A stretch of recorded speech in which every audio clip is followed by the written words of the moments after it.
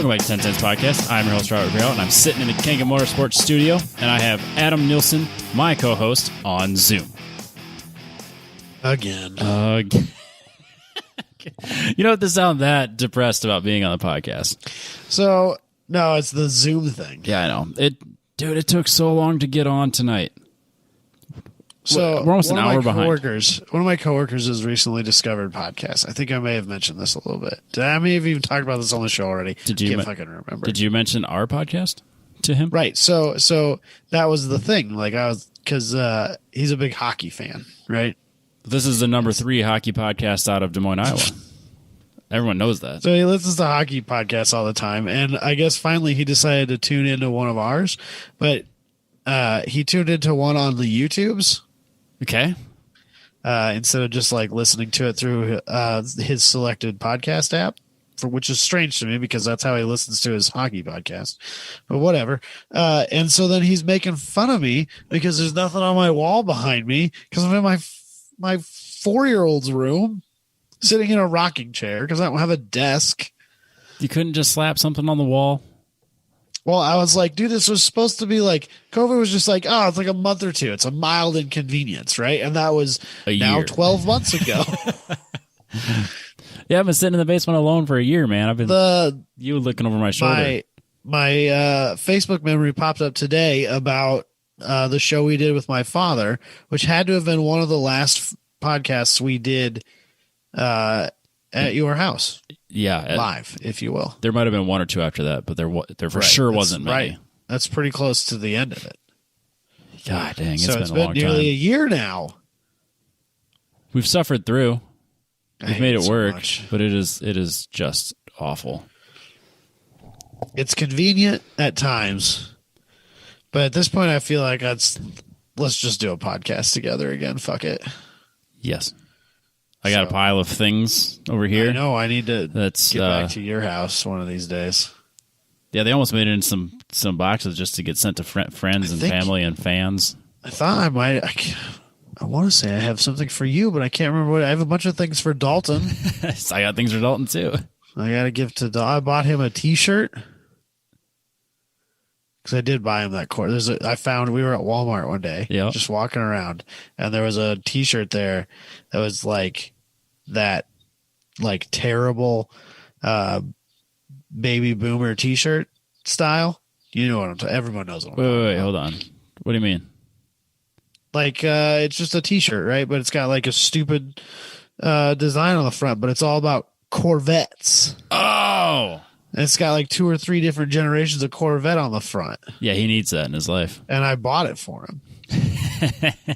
And then I don't know if he knows that I actually bought this yet or not, but this week when we were at Walmart again on, I want to say Tuesday, so yesterday, and we were looking at the monster trucks, the like Hot Wheels monster truck toys. Yep. And they had a red 2019 Camaro body on a monster truck frame.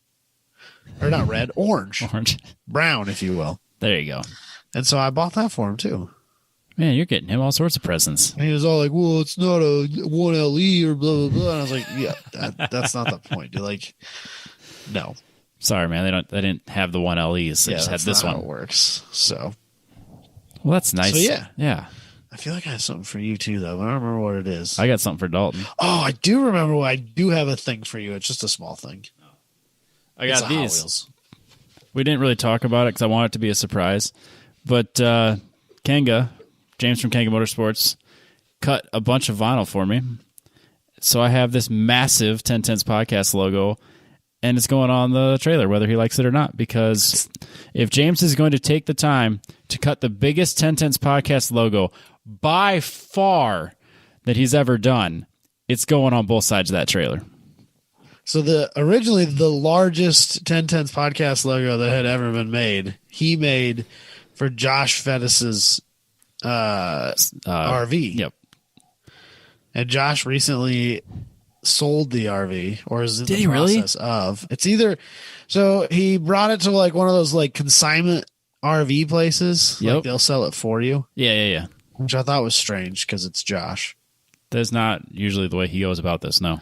Right. That's not how I would have expected him to do it, but that's what he did, which fine, whatever. But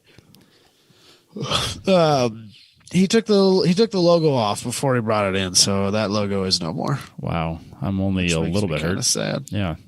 I also a little bit hurt they didn't offer to sell it to us. Well, I don't know that he could have saved it. No. The camper? The toter. I can't afford that. I could talk to Jess about parking it next to. It's still for sale. No, he said it was sold already. No, I think it's still for sale. I don't know. He didn't tell me that it was sold. I could sell. I think he did say that there had been some interest in it. I don't think it's been sold. Well, if it's priced at the where he bought it at, then I bet there was interest. I don't think it's far away from that. Man, that'd be good value. I think Jess would lose her mind, though, if I showed up home with, look what I bought. A 40-foot diesel pusher. 40? How big is it? It might be 40. It's freaking huge. It's freaking huge. It's so big. It's so good. She'll be like, why didn't we just buy this pickup truck? Oh, I would for sure have to sell the pickup and get something else. Yeah. I don't think that would go over well at all. But it would be sweet. But another cool thing, though, is that James printed up a bunch of stickers. We've been promising stickers for, years now. And we finally delivered. I bought vinyl, sent it to James. He told me my vinyl sucks, and then he printed off a bunch of better vinyl. Good news is, though, my green worked. So I got a bunch of green logos. Oh, God damn it. Green chrome logos for everyone that loves green chrome. So obviously those are going to go first because that's what everybody wants is green chrome. Green chrome goes on everything. Green for the money, gold for the honey. I don't have any gold. I have a gold TenTenths podcast sticker. It's on my helmet. Where'd you get that? Chaz made it. Oh, right. I bought my helmet and I wanted to put a couple stickers on it. I went to where he had the printer, which I think was at the school he was working at the time. And we just this scrap vinyl's the right size and it looks cool. Let's print it. Perfect. So I should have had gold next time. Once we get rid of the green, we'll get gold.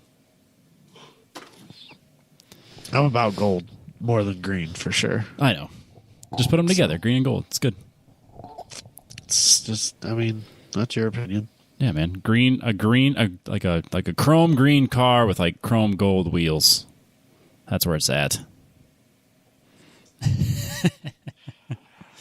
Loud and flashy, Adam. That's what everybody likes. I don't know. Are we doing a show? What are we doing?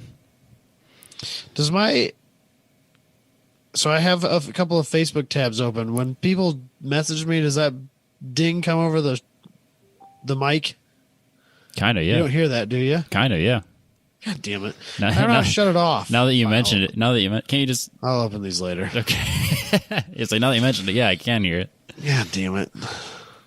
That's very annoying. But yeah, a huge thank you to James for getting this ridiculously huge logo for me and taking the time to print up all these other stickers for everybody else. If you see me or Adam at events, hopefully we have these stickers and we can hand them to you. Almost guarantee that I will forget them. Which means that remind us, and then I will mail them to you. But I'm going to try to hand them to you personally first. Likely. Yeah, that seems fair. So, anyways, Adam, how do you feel about opening it up? Let's do an opener.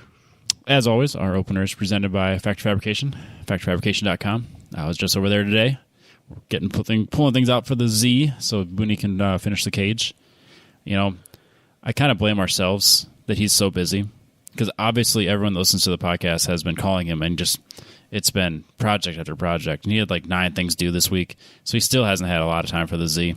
So I think that's our fault for how successful the campaign ad through the podcast has been. So I appreciate that from all the fans. Even though I had to just sit and watch the Z sit there for way too long. He's so fucking busy. It's good, right? Yeah, it's a good problem to have a lot of projects that are just keep coming. So yeah, if you need something for Factory Fabrication, definitely hit him up. Get on that list because he's doing very well. He got a lot of projects. It's awesome. Factoryfabrication.com. So this week I wanted to talk to you about this kit car thing that I came across. Because we all know how I feel about kit carts. So Miata kit cars have become like the hot thing now because somebody realized that you can pull the body off and you have this little roller skate underneath it. And you can kind of bolt whatever you want onto it and make yourself a cool little car. So then, people had like the Exosets and my personal favorite, the Catfish, which was like a body swap essentially. How do I not know about the Catfish? What's that? How do I not know about the Catfish?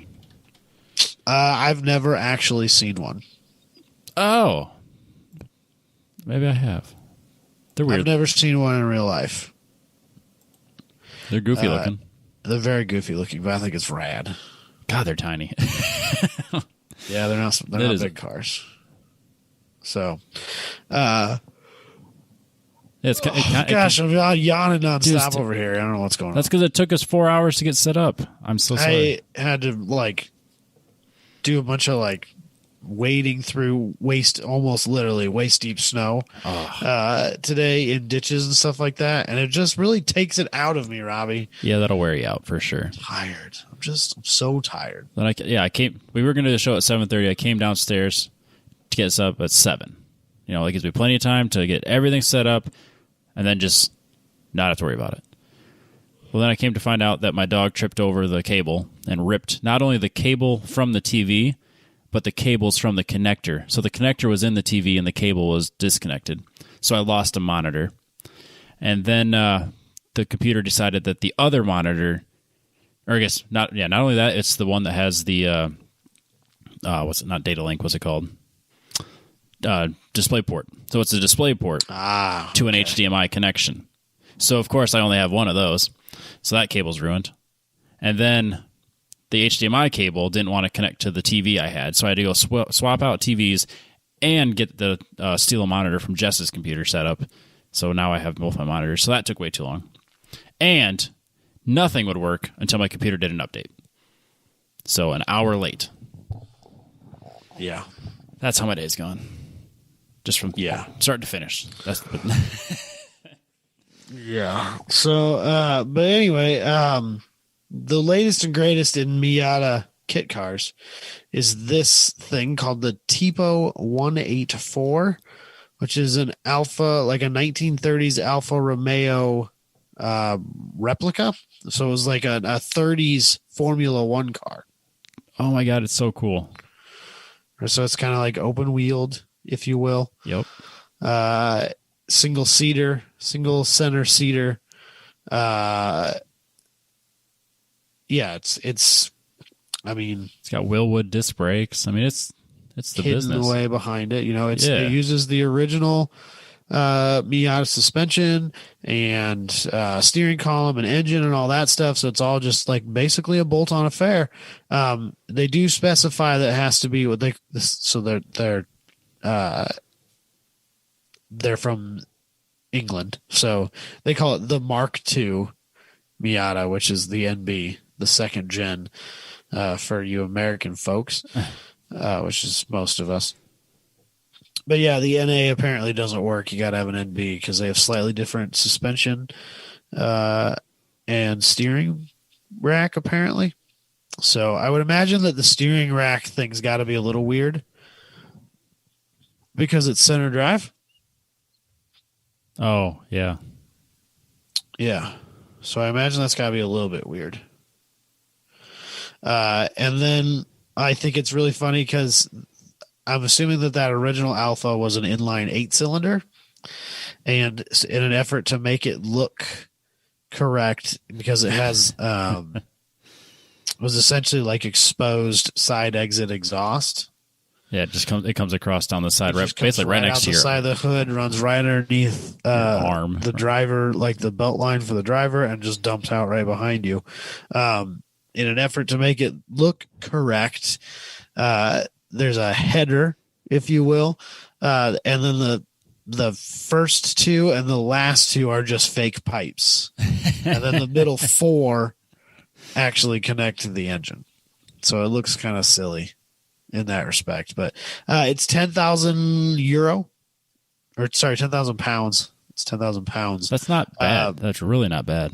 Yeah, so I would guess, by the time you get here, probably expect to be in that 12 to 15 grand range. Yeah, at least to get here in the United States. But it's kind of cool. They claim that it all just bolts on and you can build it at home. It's got a little chassis that bolts onto the Miata roller skate, and then the body panels just bolt on around that. Comes with a drive shaft and all that stuff, so that's pretty simple. So yeah, from the picture here where they have all the parts kind of exploded out, the cutout for the dash, I would say that it uses the original Miata cluster and all that stuff, which simplifies that significantly. So yeah, it's neat. Yeah, this would be. I like where this is going with kit cars. Like if it's that simple and it's really not that expensive. I mean, that is awesome. I wasn't sure how you would feel about it. I wasn't sure perfect. if you're this is the coolest thing I've ever seen in my life, or if you're going to be more of well, this is, I don't quite get why anybody would waste their time with this. No, then but I guess that single seater life kind of fits Rowdy Veerhout. Yeah, it's perfect. Man, this is exactly what you want out of your kit car. It's just something unique and super fun. It's definitely going to be an eye catcher. They say it's 50 state legal in the U.S. So if you have the running roller skate, the roller's all good, you can knock this out in no time, man. This would be cake. Oh, maybe it's not. They say the answer to U.S. street legality depends on the state. Some states will not allow it. Other states will just require additions like lights and indicators, maybe even fenders. Each kit is supplied with a chassis number and a certificate of origin that will assist you in should you take this route. Please check with your DMV website for further information. There's a useful link here. However, we cannot guarantee the accuracy of the contents on the SEMA Action Network website. I'll be honest, it's probably not the best car to make street legal. Single-seater F1 style car. I mean, it's just a Miata. It's fine. I mean, it'd be better for a little track toy, in my opinion, but it'd be a blast. I would have a lot of fun in that. Yeah. I feel like because they have the super narrow tires and stuff like that on it. Yep. I feel like that almost makes it more fun. Yeah, because you're not going to be out smashing lap times and. Well, I mean, it'll be quick. At the end of the day, it's still a Miata, right? Yeah. So they say that it weighs about 700 kilograms, which is between 1,400 and 1,500 pounds. There's 2.2 pounds in a kilogram, so you can do the math if you want. Somewhere between 14 and 15. So that's fairly light.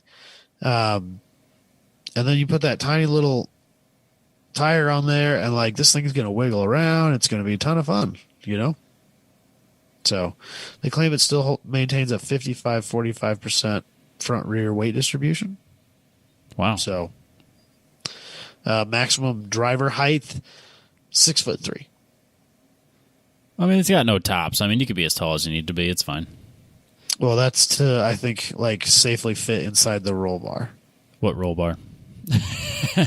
Yeah, it's pretty. I mean, the guy that's sitting in the thing is the back of the seat area stops at his shoulders.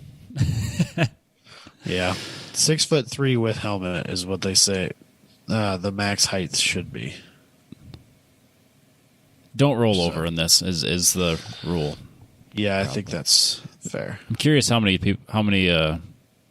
tracks would let you even take this on it. In it, in the picture it shows, it's got no roll bar, and the guy's head is for sure above the body. I feel like for HPDE it's not that big a deal, but a lot of HPDE won't allow open wheel cars, right? So that makes things very difficult. And I don't know if you just put some sort of floating fender on there, if that counts.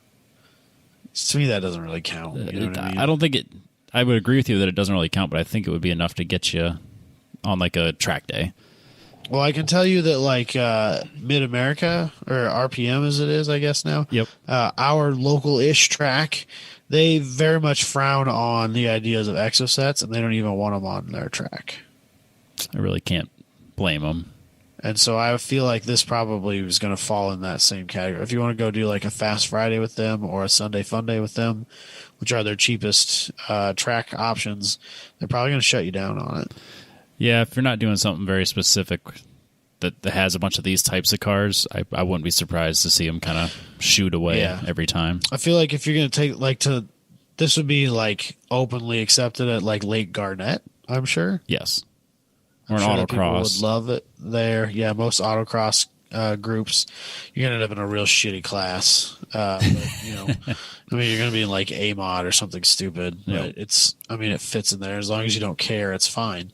I don't know. I think it's cool. I like it. I don't know that I would build it. Yeah, I like it. As I'm looking, like I love the idea, but I'm looking at it going like, well, what the hell could I do with it? Because I think that its practical application is rough. Yeah, because it'd be kind of a pain in the ass to make it street legal.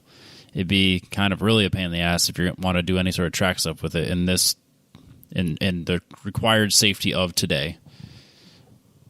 But it'd be super cool. Yeah. I don't know, man. If someone wants to build it and let me drive it, I'd be super pumped. I would travel to wherever you are to drive it for a while. Within reason. No, it could be out of reason. I don't care. I mean, I'm sure if we hit this guy up and you wanted to go to the UK, you could build it. That's a perfect excuse to go to the UK, Adam. Like, I need an excuse. I mean, assuming, the borders are open. I was going to say, will they even let you in there? No, they won't. So, you're a leper right now. Yep. Like I wasn't already. Yeah. So. Yeah, I do want to. I would love to see one of these. But. Yeah. So. I don't know. We'll see what if the kit car world kind of takes off, is more interesting, or if it's just kind of going to be the same. I don't know.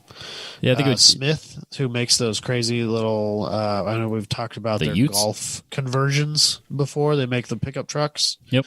They have a Beetle, which is strange, but a Beetle.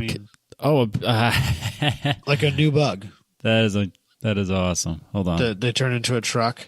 They also have a Charger, which I feel like that should be a hugely popular selling thing, but I haven't seen a ton of them. They've also talked a little bit about maybe doing a Jeep Cherokee, which would be cool. And then they also teased they were trying to gauge interest on the possibility of making one out of a Flex, which was super cool looking. I kind of hate myself for how much I like the Beetle. Right? It just works. Right? It looks so... It kind of works. Their website clicks through their pictures so fast. Like the old school truck fender thing that they got going on in the back. Yeah. It looks kind of cool. It looks like a hot rod. I can't believe I just said that. And it works. It's a little upsetting how cool it looks, to be completely honest with you. I wanted to hate it really bad. I can't. The Charger is pretty cool. The Charger's pretty good too. I feel like that'll be popular. A huge seller. Plus, you can get Chargers pretty easily. Like get a police auction Charger. Yeah, some of the older. I mean, those are getting to be old cars at this point. Yeah, just because they look identical to the brand new ones doesn't mean they're a new car. Right. I mean, they could be 12 years old already. At least. I mean, I feel like they were selling those when I was in high school. And I've been out of high school for a long time. Quite some time, yeah. Yeah. The Charger Ute looks really good. Yeah, and you can get it with like a little 3/4 window in the back. Yep. Or without it. You can have it just solid sheet metal, or you can have that little window. I like the window. I don't even know which one I like better. I'm gonna go with the window. I think. Yeah. I like the window. I think they're cool. God dang it! I like the Utes. That's what I need. I need Josh's motorhome. I could sell my truck, and then I'll buy a Ute. That way, I can get the best of all worlds. There you go. If I need to do any towing, I'll just do it with a big-ass camper. And if I need to do any back of the pickup hauling, I'll throw it in the back of my Ute. Yeah, your Beetle Ute. Exactly. You can get a TDI. You have 50 miles to the gallon, Robbie. Win. Sold. And just buy your parts from FCP Euro, and they're lifetimed. There's nothing wrong with this plan. Other than the fact that you'll own another Volkswagen. I mean, I don't really super recommend that to anybody. I'd rather have the Charger, but that's fair. The Charger's probably not going to get that much better gas mileage unless you get the V6. And who wants that? Nope. In fact, I just bought the tuner kit thing, or the Super Chips tuner for my truck. So it's never a 4-cylinder ever. V8s all the time. Also because I don't trust the 4-cylinder to this V8 switching back and forth. I think that's where the lifters fail. So no more 4-cylinder 8s. V8 all the time, Robbie. Yep. I don't care about gas mileage. I want V8s all the time. Yeah, I get that. So, yeah. Let's talk about our little topic thing going on this week. Yeah. It's that time of year we talk about where we're going to be. And where we hope to be. Yes. Let's not get carried away, Robbie. I will get carried away. We don't even know if all this shit could get fucking canceled. We don't even know. I've called it already. Nothing's getting canceled this year. Nothing. As always, our topic is presented by Petrobox, mypetrobox.com. It is about that time of the month where our Petrobox show up. They ship out between the 15th and the 19th? Sure. You get an email. Ours are on the way. I'm pretty excited about it. Yeah. But yeah, if you want to get yours, though, go to mypetrobox.com and use the code TTP15 for 15% off your first box. Or if you just want to go and peruse their site and just buy certain things, like a face mask or a hat or a shirt, go to their shop and use the code TTP15. That's good there, too, 15% off. Yeah, if you want mechanics gloves or anything else for what you use regularly, like, again, hand cleaner, you're not going to get it anywhere cheaper. And you get 15% off, so it's even more cheaper. I don't know why people aren't just buying all their stuff here like I do. I was doing this before we were, like, official. Yeah, Robbie's like... I've been doing this forever. Robbie's, like, whole wardrobe comes from there. Not this week. We're both wearing free Vibrant shirts today. Yeah. But, almost all of my clothes are either free or Petrobox at this point. I think that's probably my case as well. But yeah, their shirts are super comfy. There's even a Jerry flask that's only $13, but again, 50% off. Or mechanics gloves, Grease Monkey gloves. $15 mechanics gloves? No, 50% off. TTP 15.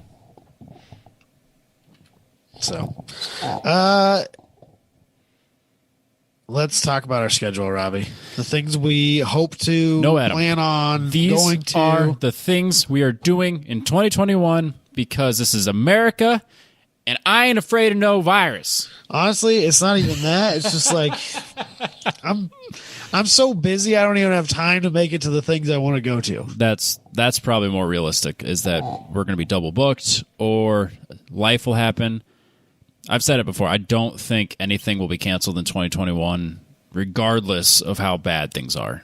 There have been a few things that have already been canceled, though, right? No, I'm talking summer. Like, I'm not talking winter. I'm talking from April on.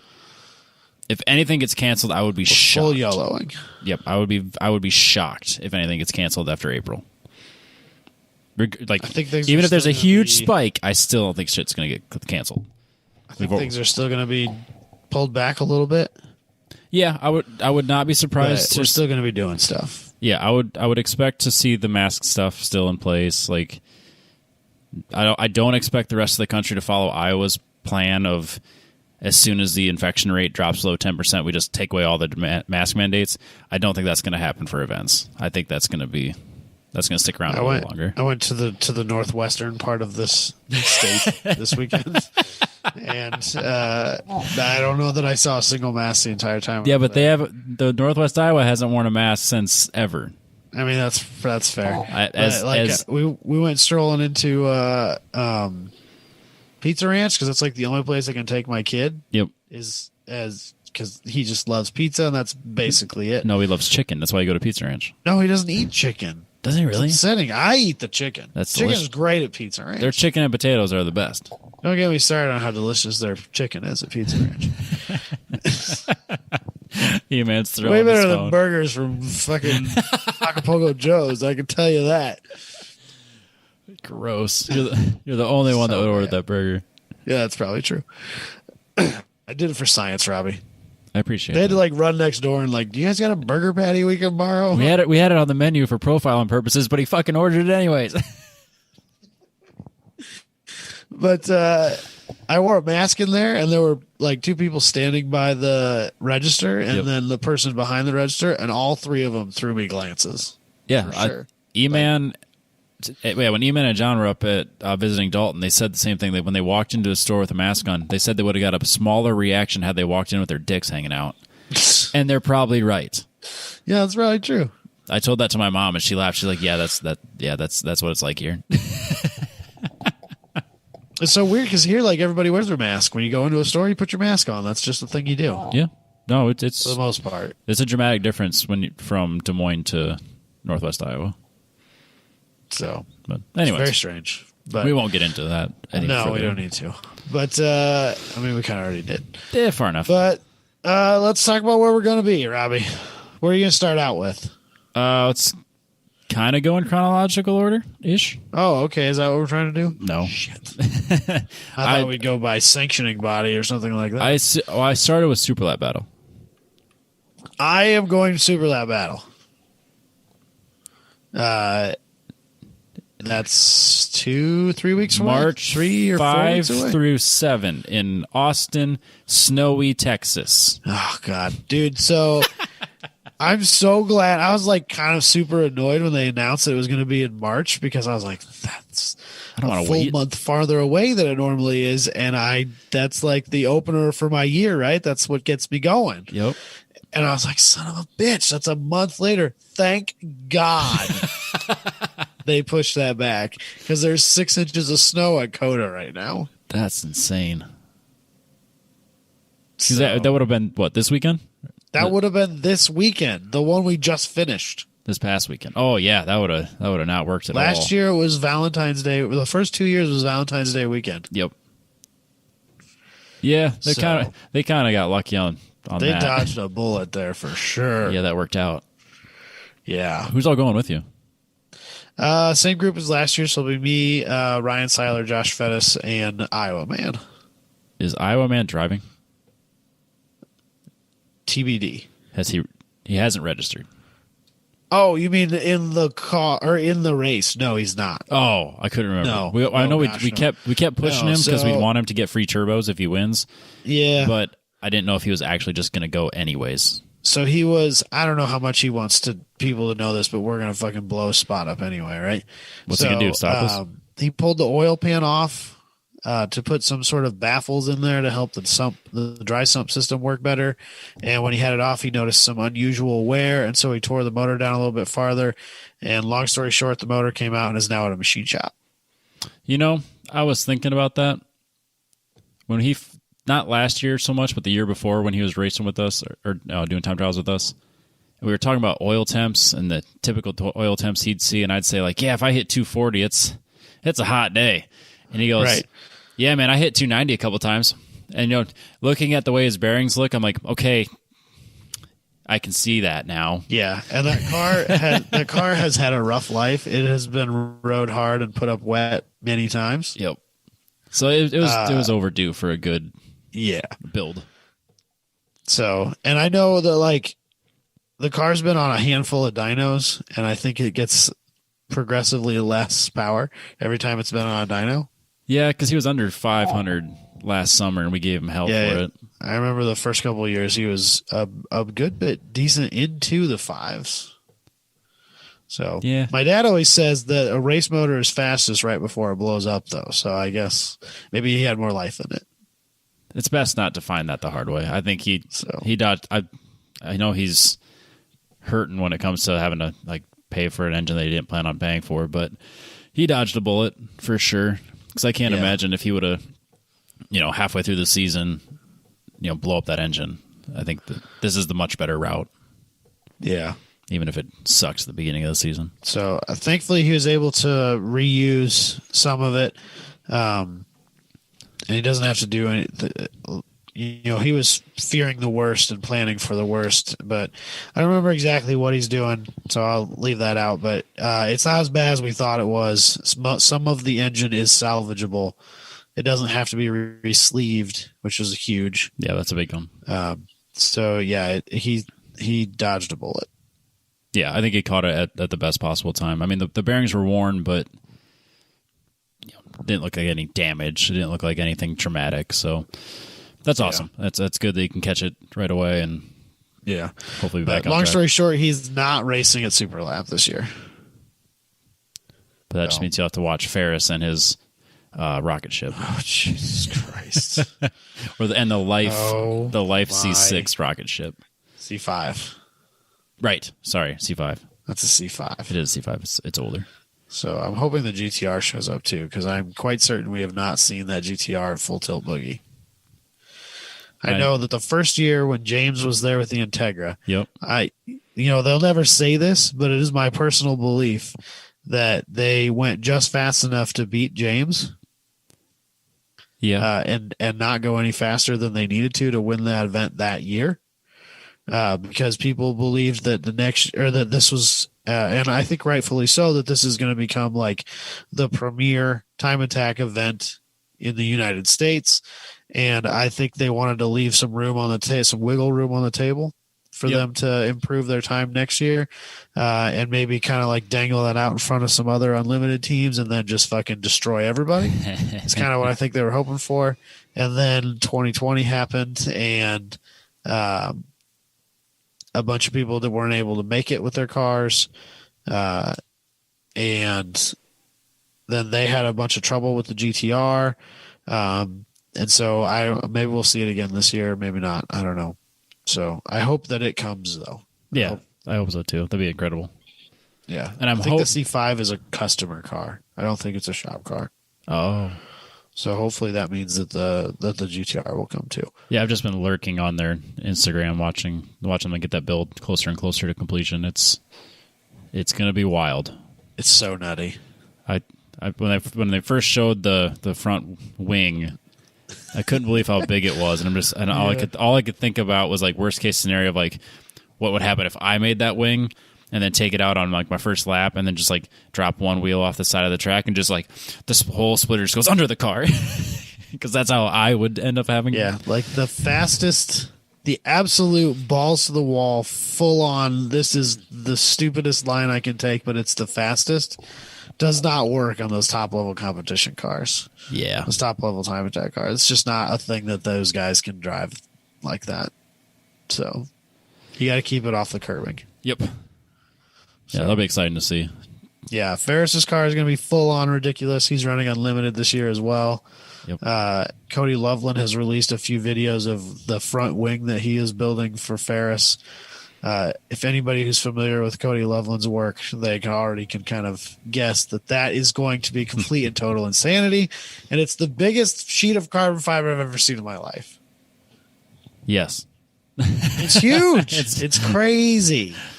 Yeah, it's unbelievable. It'll be so cool when that car is all ready to go. He posted a picture of the tower of slicks that he has for that car this year. I know he's been posting a lot about his motor build. That motor should rev out a little higher. I think if I remember right, he said that like the top speed now with the tire he was running before, instead of being like 177, should be like 191 now or something stupid. Like gear limited, that was as fast as that car could go on the tire he used to run. So it's unbelievable. Just wild. Scary fast. So excited. I'm glad he put a cage in it. Yes, that was overdue. And we are all happy about that. Yeah. So, but Super Lap's shaping up to be pretty ridiculous. There'll be a GLTC race there. I know there's a ton of people who are slamming and cramming to get their cars put together for that. So I'm excited that took off and that it looks like it's going to have a really good field this year. So yeah, it looks like a lot of people are traveling for that one. So it'll be a good start to the 2021 season. Yeah, not Robbie Veerhout though. No, never even considered it. Under no circumstance will the first event on a new car for me be at COTA. No way. No, No. Never. I've seen the price sheet, and I don't know that I could ever race there, period. If I felt very confident in my vehicle that it was dialed and that I wouldn't need a diaper, I would feel confident. Then I would consider it. Just first event on a new build? Never. No Just way. Buy a diaper. Yep. I won't. Didn't even consider it. Yeah, I don't blame you. I considered NCM, but that's not really in the cards either. But we'll get there. Yeah. So that's probably the next one, isn't it? We could talk about grid life, or I was going to talk about one lap. When is? Oh, that's like right around then too. It's in May. All right, so we'll talk about that. May. Yep. Okay, So yeah, let's talk about it. I was obviously planning on last year, and I did no laps of America. I think the plan still is to run 2021 one lap. Looks like that's a go for the most part. There hasn't really been any talk of canceling it. Again, Same route, yeah. Yes, I believe it's the exact same route. So I need to talk to Bill. Last year, this time we were getting that Subaru ready, so we talked a lot more about it. But now he's got that C8, and it's ready to go. We don't have to do nothing. Oh, So, that blue. it's so good. Oh my gosh, that car looks so incredible. It's the only one I've seen in that color. Yeah. I remember. So bright. I don't think I have a picture of it either, of course. No, I don't. Yeah, I'm not even gonna bother pulling it up. It's not important right now. It's such like it's a very electric blue. It's kind of has a like a Gulf blue feel to it, but it's not quite that teal. But yeah, it's a gorgeous car, and I'm just excited to be in it. So I should be. I should probably double check to make sure he's still planning on bringing me, because I don't want to get my heart broken. But yeah, so we would start May 1st. That would be at Grissom or at Tire Rack. And then go to Grissom Air Force Base, and then May 2nd would be at Memphis. 3rd at Eagles Canyon. 4th at NOLA. 5th at Atlanta. 5th at Linear Raceplex. So it's both in the same day. May 6th up at Summit Point. Then 7th at Gingerman, and then back at Tire Rack. Did they ever say which track they were running at Summit Point? If it's the short course, I'm going to be super pissed. That is by far. Oh, I don't know if it means like the Grand Prix course or the Shenandoah. Last year they talked about Shenandoah. I don't. There's know. a jump on that course. Yeah, I just want on record that the short course, like on iRacing for Summit Point, is my least favorite track of all the tracks. Yeah, I hate it. I truly hate it. The short of the Grand Prix course? No, it's like when they have the picture, they have the one that's like it looks like the size of a go-kart track over to the left, and they have like the other track. Yeah, it's the little one to the left, that little go-kart looking track. That's not Shenandoah though, is it? No, that's what is that one called? It's the one they keep doing on iRacing. They keep doing the MX-5 Cup there, and it pisses me off because it's the worst track.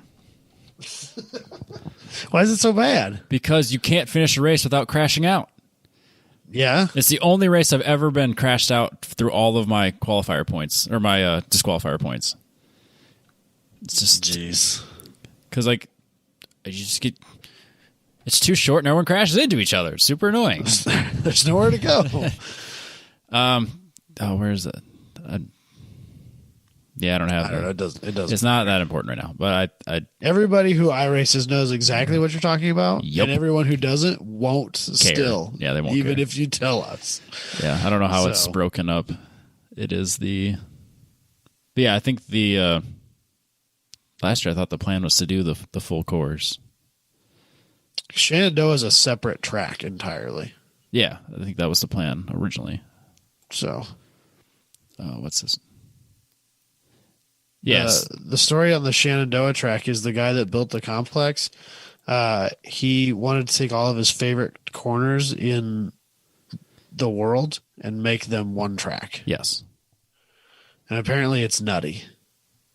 Yeah, so last year I remember them saying that Shenandoah was the circuit that they wanted to do. Otherwise, we're probably going to be Summit Point, Maine.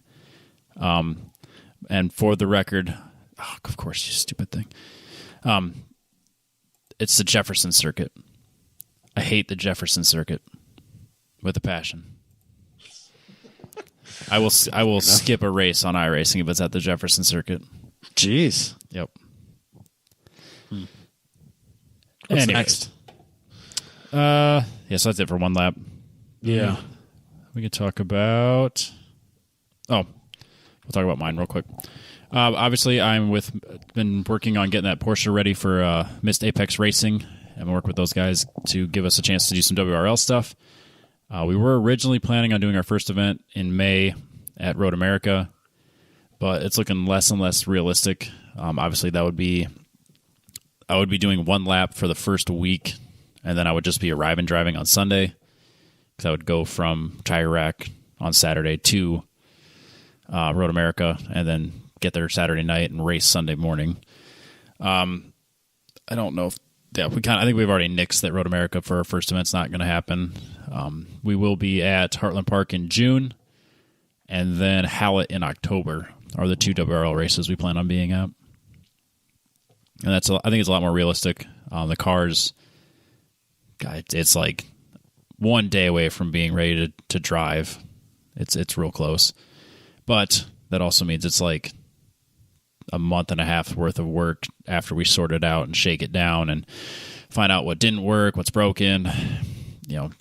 Plus we got a decent amount of body work and stuff to do yet. So it's a lot closer than I thought it would be at this time, but it's definitely got a lot of work to do yet. So being shook out and ready to go for a June race is much more realistic. And Heartland Park being a track that we're all familiar with, I think it's a lot nicer place to start as a team. Cool. Yeah, that's it for WRL for us. I hope to go to one or both of those. Yeah, Heartland Park for sure. That'd be awesome. Heartland Park's easy for me to get to. Yeah. Hallett's a bit of a trek, so I don't... Yeah, I don't know that I'll be in Hallett, but I would like to come and help out as much as I can. Yeah. At Heartland Park, so we'll see. Yeah, it's just 2 8-hour races on Saturday and Sunday. I'm sure that falls on some other weekend of things I have to do somewhere, but... Yep, June 11 through 13 is the weekend. Well, so far, I don't have anything that weekend. Nice. Yeah, it's actually worked out pretty well. There's not a lot of overlap this year. Yeah. So. All right. Where do you want to go next? Should we talk grid life stuff? What the heck is a grid life? It's a thing that people do. I don't know. It's not really that cool. I've heard. Mostly I'm just going because Dalton is going, and I'm going to try and do my best to wrangle him and be his handler, his adult, essentially. So you're just going to make sure E-Man's just far away, right? Well, I don't know. We'll see how many he shows up to. All of them. We'll see. So that starts out, excluding the GLTC race at Super Lap Battle. Their first weekend is April 17th through the 17th and 18th at NCM, which is going to be an interesting event to shake down a Corvette that's gone through a lot of changes, but it'll be fine, right? Which Corvette are you talking about? Because there's a lot of them. Dalton's. Okay. Yeah, that'll be... And he hasn't been to NCM. No, he has not. No, he has not. And from what I've heard, the people in the know tell me that is one hell of a track. That is a long, challenging track. Can confirm. Love it. It's a wonderful track. Absolutely wonderful. But that's a lot going on. Yeah. Especially when you're trying to figure out setup on your car, make sure it's running right. Yeah. Yeah, it'll be that'll be good. But you got to take when your racing group goes to the Corvette Museum and you race a Corvette, you don't have a choice. To take your Corvette. By the way, he has to go to the museum if he's already there. I want to go to the museum. It's good. That's one of the things I want to do. Yep. When we were there, we ducked out waiting for our first session, and it was definitely worth it was kind of a flying trip for us because we didn't know how long it would take to get to the first session. Yeah, that's all I probably really need is just once you've seen a Corvette, you've for the most part seen them all. Yeah, it's a good museum. It's worth going to if you definitely can get a little bit of time away. Yep. But that's towards the end of April. And then May's pretty quiet. There's track day picnic in there. I don't know that the Gold Pass qualified Dalton for track day picnic or if we're going to that or not. But that's at Blackhawk Farms as it always has been. Last year they had to kill track day picnic. This year it is back again. So I guess we'll see. I don't know if I'm going to be at that one or not. Me neither. So, yeah. So, and then I think their next event is the first run at Gingerman. Yep, the spring kickoff. Spring kickoff, June 4th through the 6th, which used to be the Midwest Festival weekend, but they've moved it. I think that's going to be better. Hopefully the weather is better in September oftentimes. It's going to rain. Wet. It's always raining. No, it's for sure going to rain in September anyway. It doesn't matter if it's June or September. It's going to rain. Nah, dude. Yeah, as long as it's not October. Go to Gingerman and it rains. That's what you do. Or snows. Yeah. So that's the 4th through the 6th. And then at the end of the month, they'll be at Audubon Country Club. So that one has drift at it as well. They have a skid pad there, which is one of the few places that Grid Life gets on the skid pads. Yep. Yeah, I think. Yeah, sorry to jump back. I think Gingerman will probably be my. If I don't do track day picnic, I'll probably have the Z at Gingerman. Is that your hope? It's my plan. Yeah. I didn't know how many events you were actually going to be able to swing this year, like what you were planning. I honestly don't know because I plan on being at all the mid-ev events. Right. I don't know if I'll be able to drive at all of the mid-ev events. Right.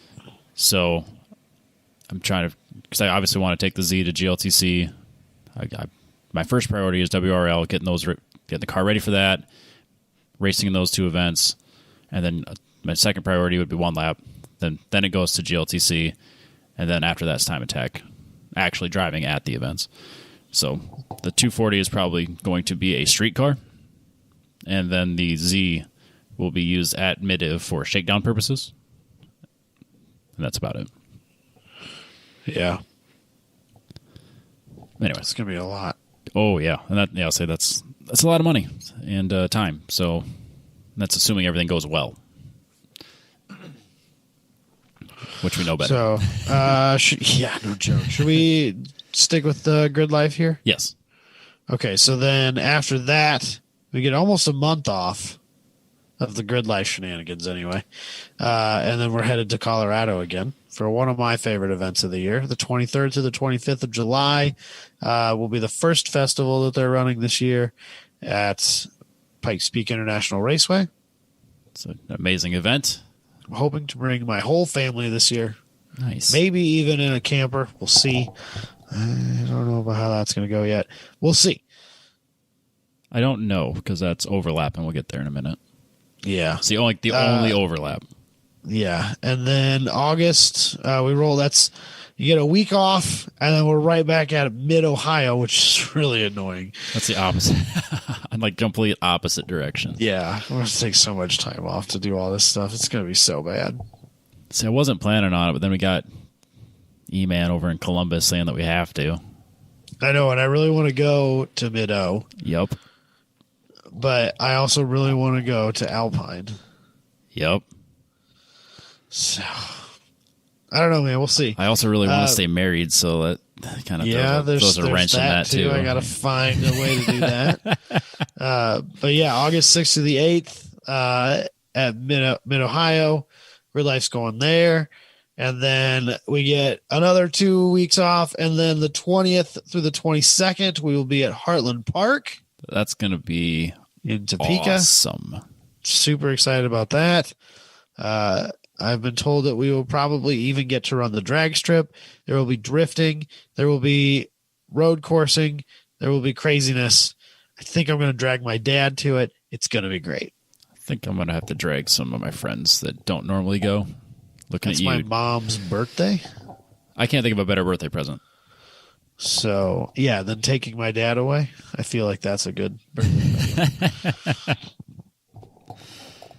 Yeah, I think That's the one I'm going to make Josh go to. Josh Lapita. Yeah, that one's close enough that I think we need to drag some of our friends that we haven't gotten to go to Grid Life and let it ruin their life as well. Yes. Well, he's so I mean to have Josh on one of these times, but like he hasn't been on track, and I have 2 cars now, which means Josh needs to get on track. Oh snap! Obviously. Oh snap! So he's been doing a shitload of iRacing, so just throw him in a car. Same thing. It's fine. There you go. So then I get 2 weeks off again, and we're back at it at Gingerman for Festival. Yes. It's going to be September awesome. 9th through the 12th. It's probably already sold out. Probably already can't get your GLTC ticket.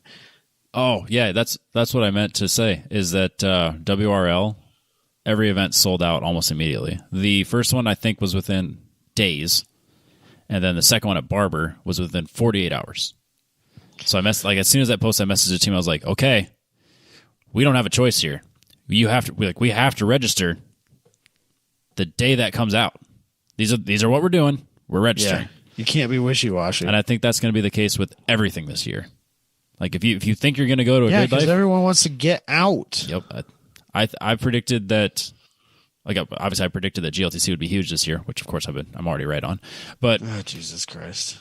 Chris Forberg is building a fucking car with a pro driver. It's going to be fucking huge, okay? I think Honda's doing it too. Yeah, it's going to be huge. But there are manufacturers racing in GLTC. Yeah. I'm not bitter. Out of control, Robbie. It's going to be huge. But I think that between the way WRL has already sold out so fast, I think Grid Life's going to do the same thing.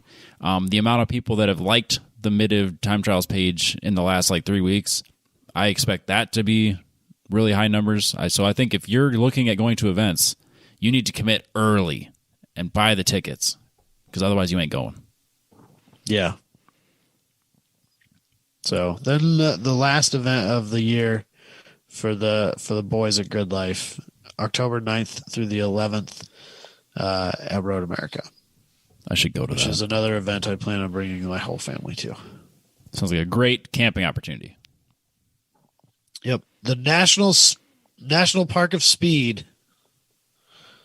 It's not a national park, but it's practically a national park. It's called the National Park of Speed. I was showing Jess that too, and throwing out the idea of camping and doing that. So she was in. It's a beautiful place. Absolutely incredible. Is October they're starting to change colors like in the trees? I would assume so, yeah. It's got to be getting close, right? Yeah, absolutely. They're farther north than we are, too, so they probably start earlier. Mm-hmm. Yeah. Not a lot north, but a little bit. It's quite a bit north. I suppose. I think it's more east than it is north, but... Yeah, definitely. It's not that far away. It's only 6 hours for us. We travel further. Which in Iowa terms is perfectly reasonable. Yep.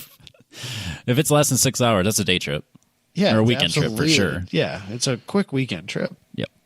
2 to 3 hours is a day trip. I'm not getting a hotel for 2 or 3 hours. Nope, I can go to and from Kansas City, no problem, in a day. Right. Absolutely. 4 hours is a weekend. 6 hours is a weekend. Yeah, 4 to 8 is a weekend, and anything over 8, I'm probably gonna need to take a day off. For sure. But that's fine. Yep. Yeah, like how it's a long 3-day weekend. Yeah, Austin that's 10 is an 18-hour drive. So I'm going to take a couple days. Or Friday and Monday off for that one. Yeah, I don't blame you there. Okay, so that's it for Grid Life. So, yep, that's Grid Life for this year. So let's talk about Midday Time Trial Series, the second most popular time trial series in all of the land. The Midwest, at least. Definitely in the Midwest. I know a guy.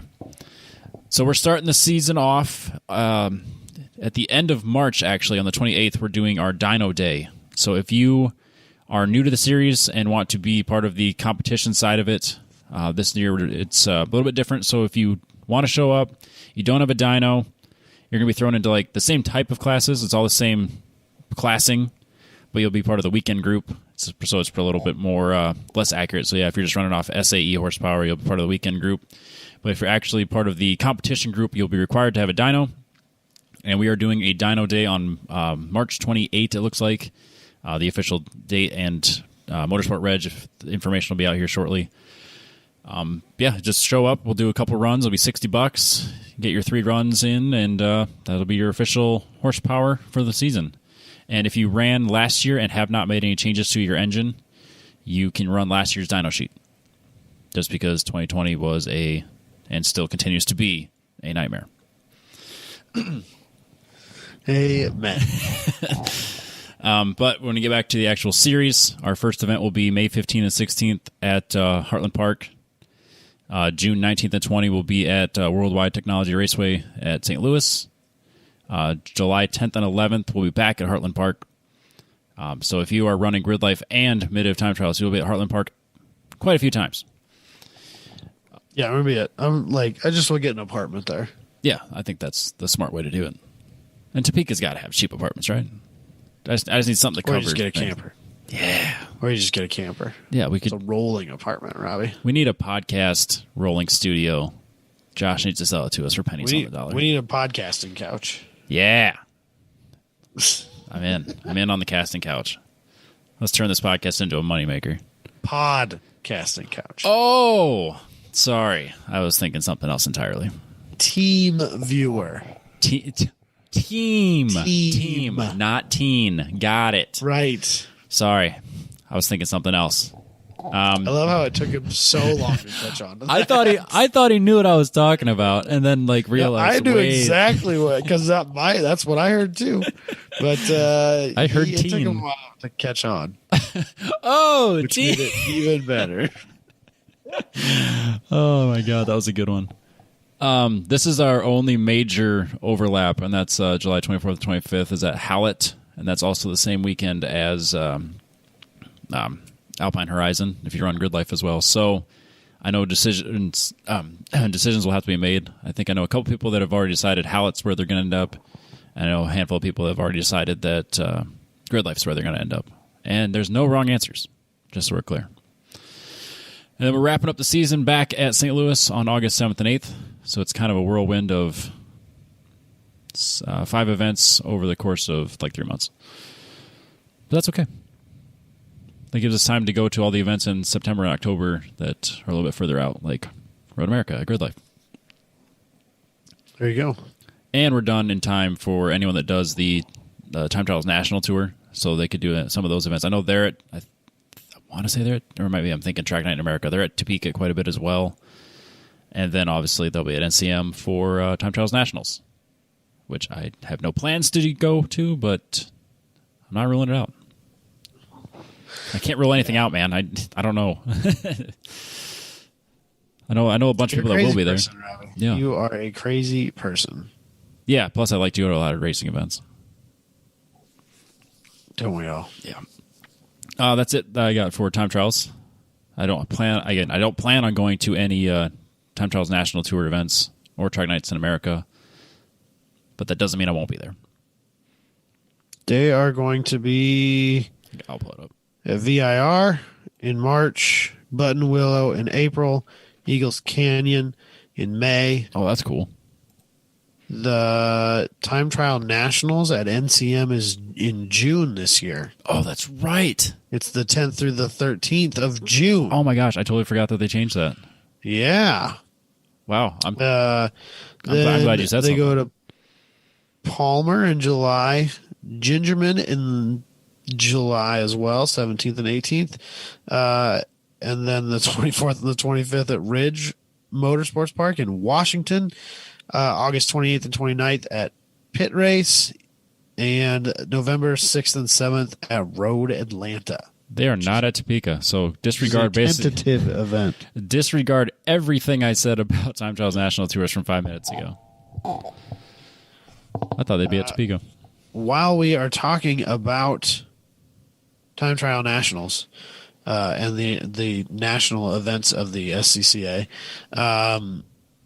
this is one I forgot to send you, Robbie. Yep, I got it. I'll click They on it. are running May 1st and 2nd.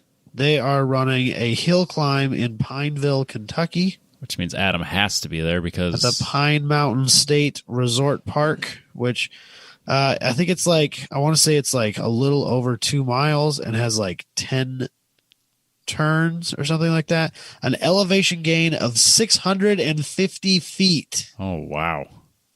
So George Boland, who is like the godfather of United States hill climb, he's competed at 16 hill climbs and holds the overall record at 11 of them. Jeez. He says that it is the best course he's ever seen in the United States, and that, quote, has everything you would look for: fast flowing sections, slower technical corners, a great surface, plenty of dips and rises that both offer challenge and make the hill fun. Yeah, I was pretty excited to see them announce this. This sounds like an incredible event that I hope will really drive like more hill climbing. But, yes. I really just don't see me being able to make it to this because it's a long ways away. I already looked. Yeah, Kentucky's not super close. And no. May 1st through 2nd doesn't really work for me. Yeah. I remember. Yeah. Yeah, it's not gonna. I want to go. I really do, but I just don't see myself. I'm not gonna trip down there by myself, and I don't really know that I know anybody who's going. Although Adam Jabay has tentatively agreed to be there. I thought he had to be there. So I suppose I know somebody there, but I don't know, man. Maybe maybe he needs someone to ride down with him. Yeah.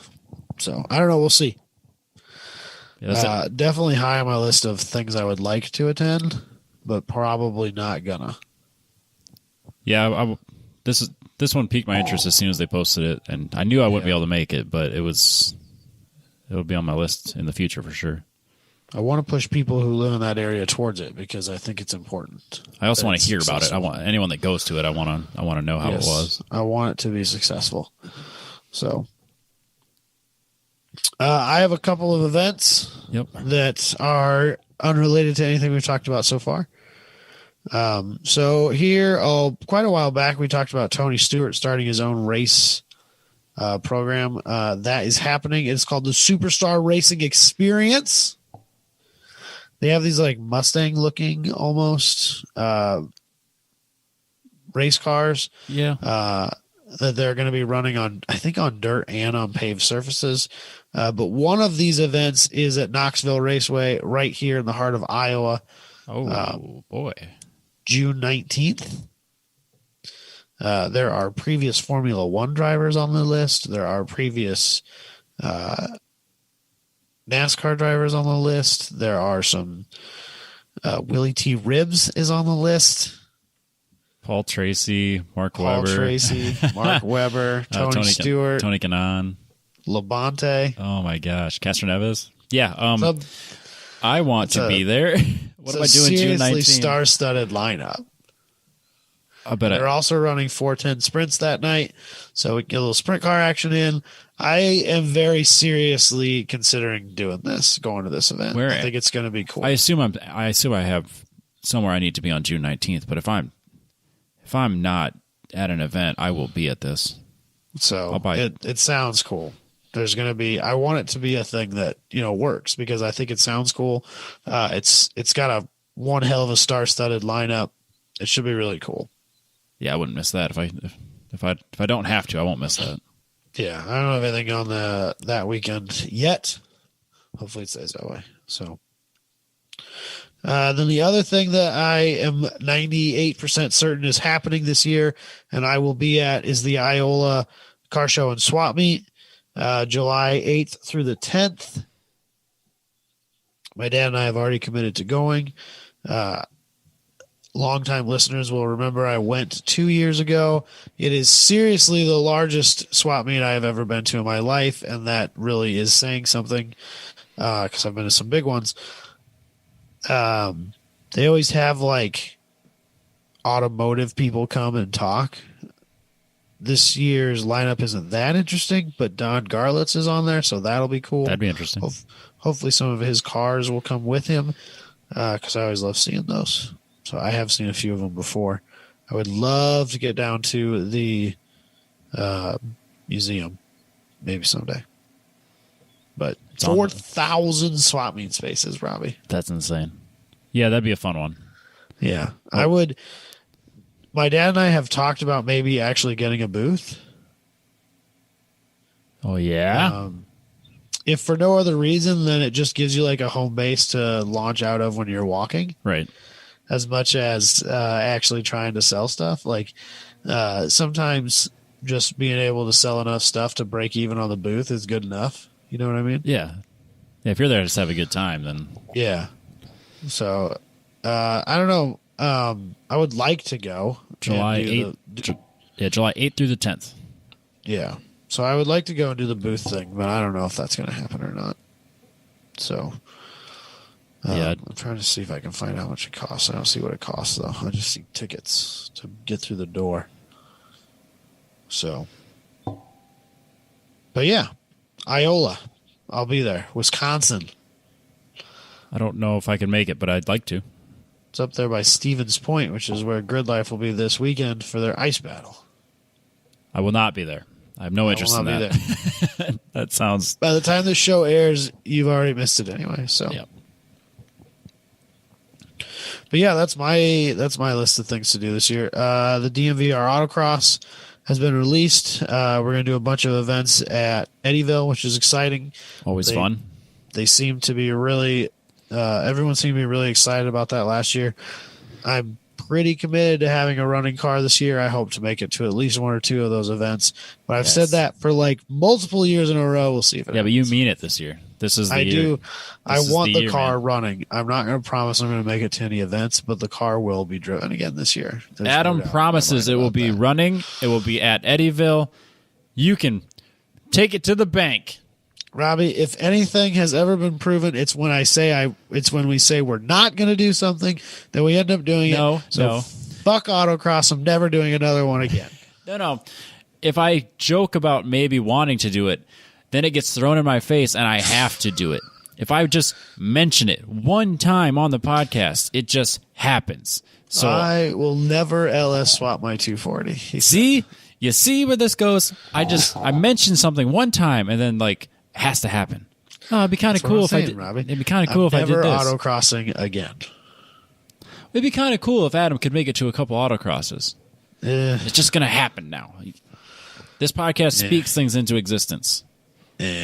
Tech Boss LLC. Look how legit that got. I know. Need to have a chat with that boy.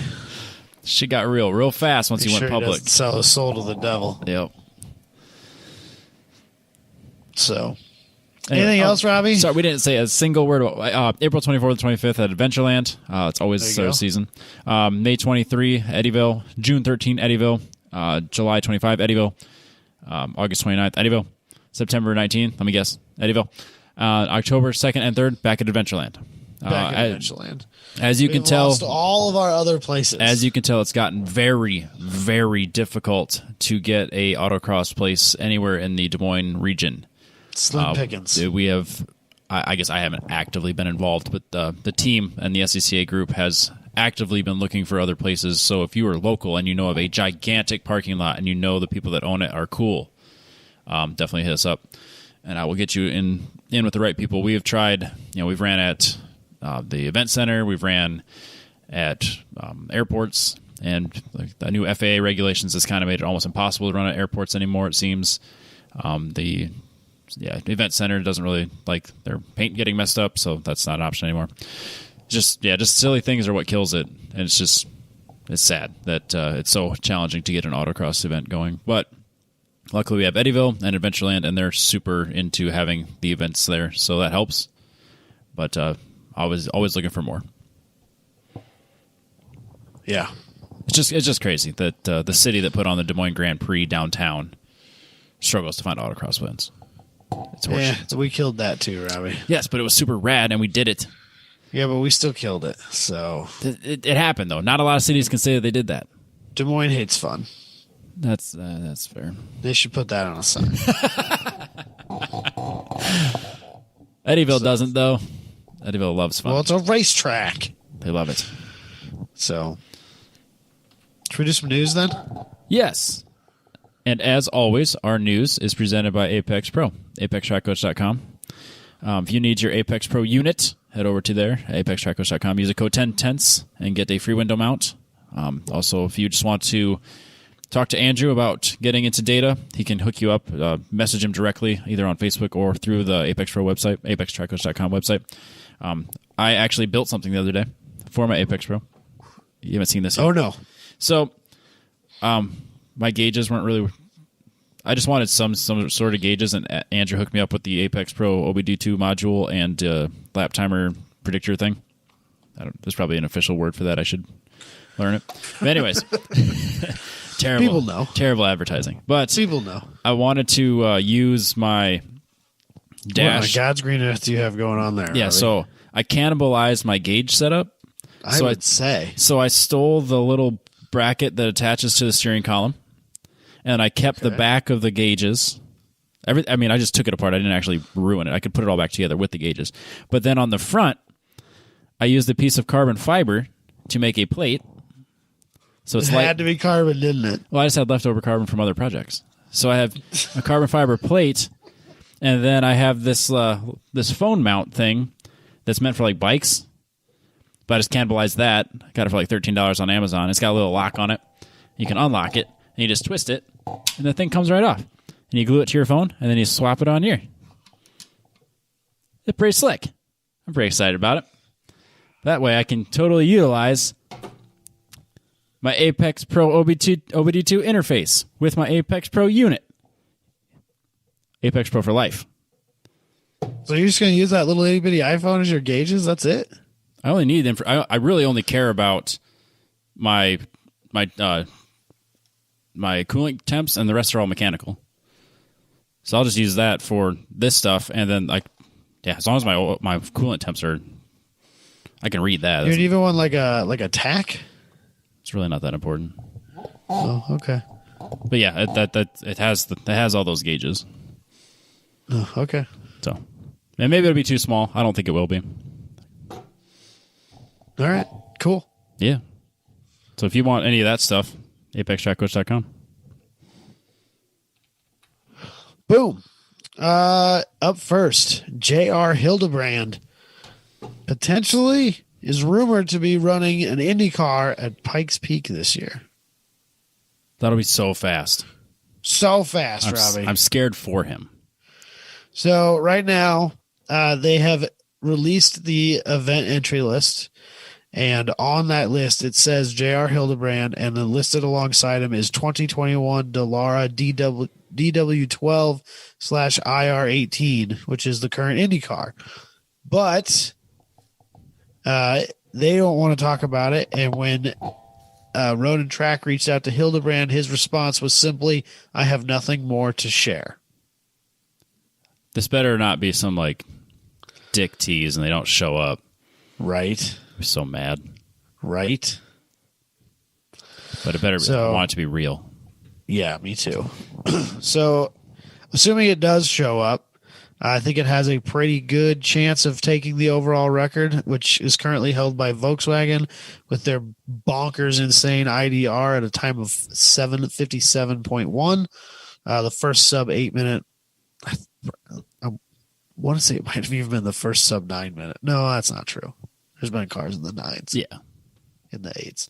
But they shaved off a huge chunk of time when they took that car up there. It ran a 6:05 at the Nürburgring, the IDR did.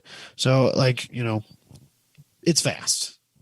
But, an IndyCar's fast. Also really fast. So, depending on what they show up, what tune they show up with and what aero package they show up with, this could be an insanely fast the real run. deal, man. Yeah, I'm excited to see that. I hope it comes to fruition and that they actually run it. And I also hope that it's got to be a publicity thing, so I would think you're going to see it. It's going to be in your face a little bit. So this is the 99th running, which is kind of crazy to me, too. That's been doing it for 99 years? Or 99 times? It's been more than 99 years, but this is just the 99th running. There have been a few years where they didn't run. Right. For one reason or another. But yeah, 99 running. So next year's 100, which is, where I figured more people would kind of pull out the stops. Yeah, I would expect next year to be huge. I could see an IndyCar showing up next year more than this year. But maybe this is just like getting warmed up. I don't know. Yeah, if he shows up and runs it and then doesn't go all the way to 10, just safely runs a ridiculous time. Yeah. Then goes back next year and with a little bit of confidence and experience under his belt. Right. So, I mean, that's a they talk about in here about how, like, obviously be the first IndyCar, modern IndyCar, but it's not the first IndyCar ever, because apparently back in the 50s and 60s, it was normal for some of these USAC competitors to race there, which is kind of what predated the modern IndyCar era. And at some point, those have even been points-paying events. Huh. Back in the golden age. Like it was part of the championship for that year for USAC racers, which is really cool. That's awesome. Back when it was dirt. Yep. This is where all the old people. Back in my day when it was a real man's race. Now you got all the safety and pavement, grip, speed, boring. I don't know. I like that it's paved because that's more interesting to me. But I can see where the dirt thing is interesting still. So yeah, the whole thing's interesting. It's fascinating all the way around. Absolutely fascinating. Drive up that once in a regular vehicle, and then like you'll really get a feel for how bonkers that is. That's one of the few things that I'll just casually do on a Assetto Corsa once in a while. Just Pikes Peak. Yeah. Just for fun. Granted, I crash a lot, but so long. it's a blast. So long. It's so cool. It's like I hate running the Nürburgring. I know people just put on like hundreds of thousands of laps on the Nürburgring, and I'm just like, nah, man, I'm good. Yeah, when it's taking 7 minutes, time adds up fast. But if I'm doing an hour race on iRacing, I prefer the long tracks. Like I did an hour. Was it a Spec Racer Ford? I think it was an hour Spec Racer Ford race at Road America. Woof! It went by really fast.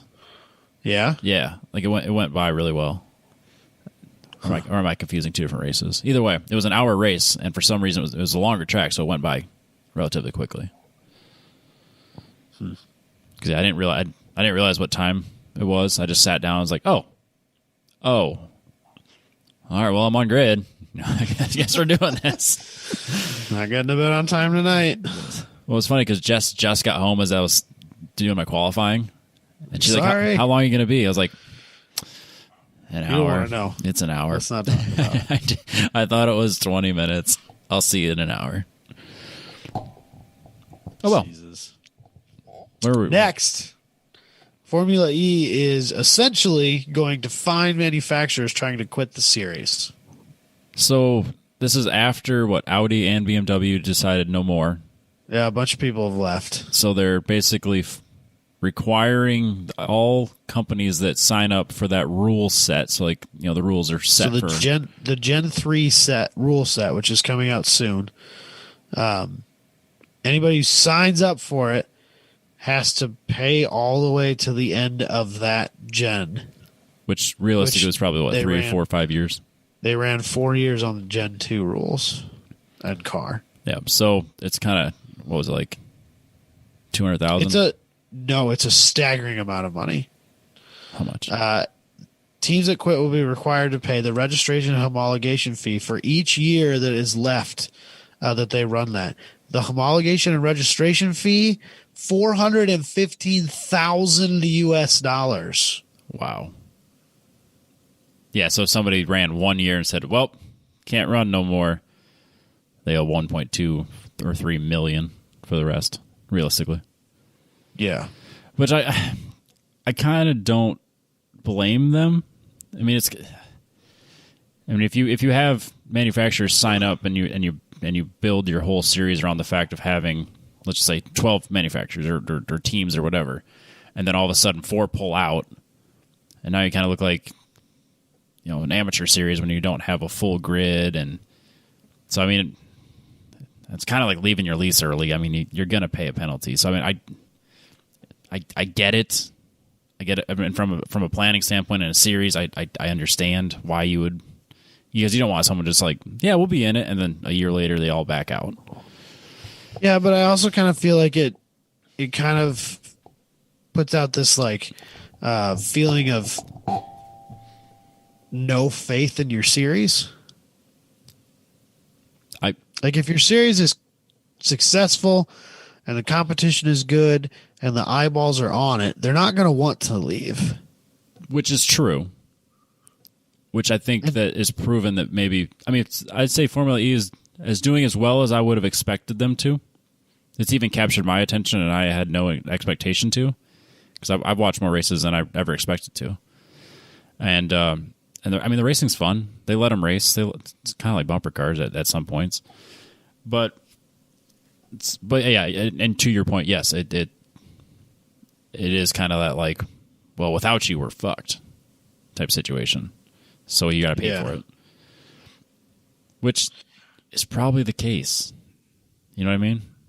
You lose two major backers, and probably, you know, let's just those two alone, $800,000 a year worth of fees. I mean, that goes a long ways. Yeah. So it is. You're not wrong. It's still, I don't know. If I was signing up for this, I would maybe write into my contract some sort of like, this is my expectation for this race series, and if the race series doesn't meet that expectation, I want out. Yeah. Yeah, definitely. You know, if you're going to tell me I have to pay for leaving, but I'm not seeing my return on investment, then yeah, that's probably what's going to end up being, is a two-way street here. We'll pay, but if this wasn't what we signed up for, we're out. Because I mean, and I'm not paying you. And stuff like this isn't uncommon. I mean, Formula One, don't they have to pay? How's that go? They pay like a $200 million entry that gets distributed to the other teams for when a new team comes in. So like the new team has to be able to pay $200 million just to get in, or something insane like that. I can't remember the specifics, but it's because then that money goes to the rest of the teams, and it also kind of proves that you're financially stable enough to be in Formula One. Right. The economy of Formula One is pretty wild. It's staggering. Absolutely staggering. Yeah. Because they talk about a budget cap, but like the budget's like $1.5 billion. Okay, obviously not, but it's insane. Yeah. What's the point? So, and last, Edelbrock is leaving California, partially because SpaceX is hiring too many machinists. That, and their location's very, very expensive in California. And Mississippi's manufacturing facilities and industrial parks do not charge near as much as California. Right. So they're moving to Olive Branch, Mississippi, where they will be sharing a building with Comp Cams, who are they're all kind of owned by the same umbrella like parent company. Corporation. And so this kind of broke news here a while ago. They were like, "Yep, we're closing it down," and they didn't really give any explanation to it. And so obviously, the internet does as the internet does, and there was all these rumors about how Edelbrock was going out of business, and they were finding these financial problems and blah blah blah. And then they finally released another statement that were kind of like, no, like quite the opposite. In fact, we want to grow, and we're struggling to do such because all of our hiring pool is being gobbled up by SpaceX and Boeing.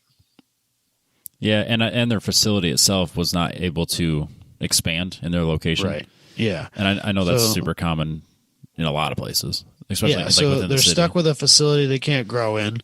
They're having a hard time competing competing for employees, which I kind of don't feel bad for them about that. Like, I realize that aerospace is kind of like the end all be all, and that a lot of people just kind of assume like, oh, I'm in aerospace, I should make a ton of money. But like, I mean, if that's what it costs to get these people, then I mean, you should have to pay for quality employees. I mean, that's reality. Yeah, and if you take care of those people, they'll stay. Yeah, I mean, that's, to me, it's crazy to me that that's not a more commonly thought of thing. It's like, if you have a good employee and you pay them so much that they can't afford to leave, you're going to continue to have a great employee.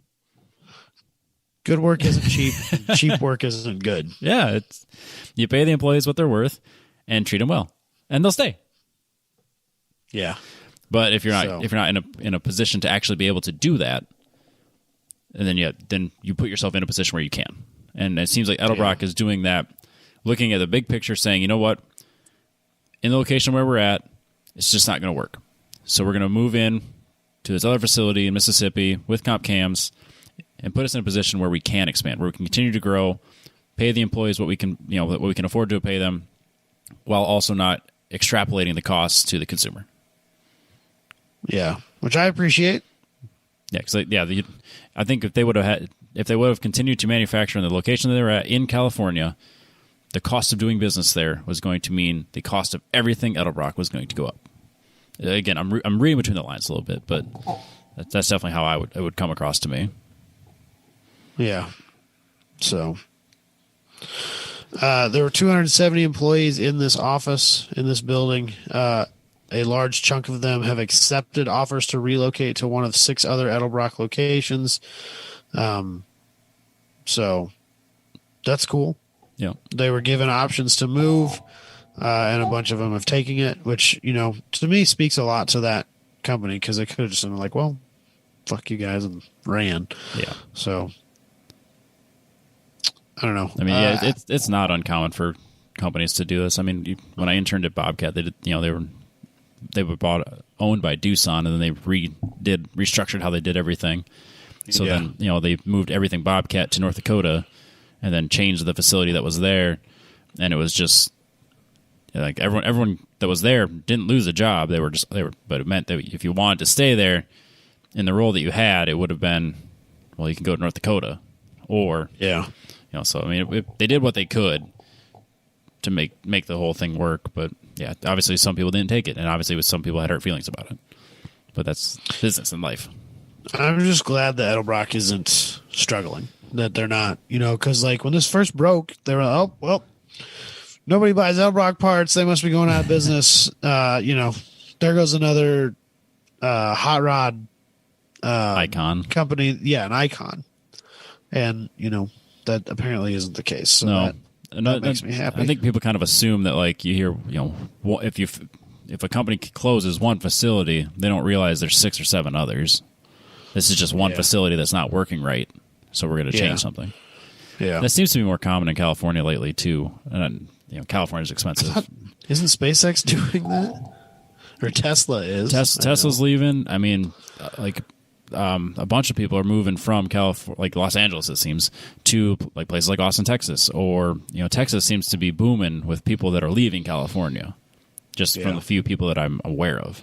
So I'm not sure if it's I wouldn't call it a mass exodus of California, but I know like San Francisco's so expensive to live. I mean, you couldn't possibly do a manufacturing facility in San Francisco. I think long time coming, I guess. Yeah, I mean, I'm not going to be surprised when I see more companies say, you know what, we're going to take our Los Angeles-based facility and move it to Carroll, Iowa, because we can manufacture product for 1/10 of the cost for the same quality. It's either that or move it to China, right? And everyone gets super mad, rightfully about that. so, gets super mad about that. So. Right. No, I think you're going to start seeing. What you got to do? You're going to see more manufacturing facilities in these smaller, maybe different states for sure. Smallish. Yeah, I mean, Snap-on's got a big manufacturing facility in Algona, of all places. Algona, Iowa. Northern, middle of nowhere, essentially Iowa. Yep. They've got a big manufacturing facility there. Yeah, so it doesn't surprise me. Indian builds motorcycles in Spirit Lake, Iowa. Yeah, Polaris. Yep. So. Yeah. All the great companies are coming to Iowa. Watch out. Ohio. Yeah, take that, Ohio and California. I think it was just like dig at specific people. Yeah, we make it so that no one has a clue what we're talking about except for like 3 people. Except for like the 2 people that talk to us. Yeah, it's good podcasting. That's good podcasting. Absolutely. That's great comedy. You just make it so that it's so niche that only like 3 people laugh at it. Right. Exactly. So that's what makes you successful. If you want to be in on the joke, then I guess you need to message me personally more often so that I make fun of you, I guess. I don't know. Yeah. I don't know that I want to invite that, but I did. So we're equal opportunity. We'll make fun of everybody, but you got to put yourself out there. Yeah. If we're making fun of you, it's because we care. Or not. Ish. So I think we got a good show. Shut it down, Robbie. Yeah. I'm excited for 2021. I have high expectations. I really do. I had a lot of people that are like, oh, sure seems like 2021's like hold my beer 2020. I'm going to kick your ass. But, it's only as bad as you make it. Yeah. I mean, 2020 had some really awful stuff happen, but it wasn't the worst year. I'm not looking back on it going, I think it was a wasted year. No, it really wasn't. I mean, I did everything I could to make the most of it, and I'm quite happy with a lot of the stuff that came out of that year, and all things considered. It's fine. So, I have high expectations. As bad as you make it. I have high expectations for 21. I really do. I'm excited for it. Going to some tracks I haven't been to. Yes. Hanging out with some people I haven't seen in a while. Also hopefully making some new friends along the way. It's going to be great. Yep. Sounds like a lot of winning there. I'm in. Word. All right. We'll catch everybody else next week.